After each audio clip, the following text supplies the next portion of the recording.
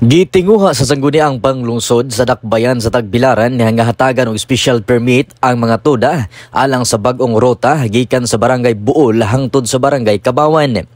Kini ang usa sa gilantaw ni Konsehal Jonas Cacho sa Committee on Public Utility aron sa ingon dili na kayo langan ang biyahe sa mga maestra ug estudyante padulong sa Kabawan Campus nga Dr. Cecilio Putong National High School. Karon nakita nato nga natay daghang mga lugar nga wa na siya wag ni ruta ever since no sa sa department nga gi-approve ang proposal na nga butangan ato ruta from Bohol to Kabawan ato na di na moagi sa city proper pagkakaroon sa atong base sa concern sa atong mga estudyante mga teachers na to sa Kabawan na kanang campus na to diya sa Dr. Cecilio Putong natay tulok tuda transport group nga gi-negotiate nga mangayo sila special permit ng mayor.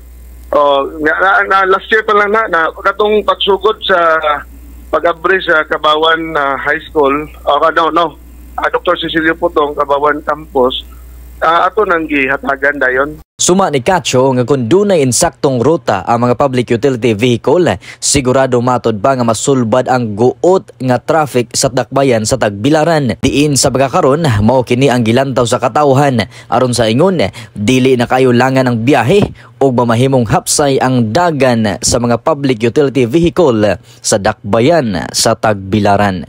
Kini si Adrian Tagupa, Basta Balita, DYRD, ang friend mo forever. DYRD.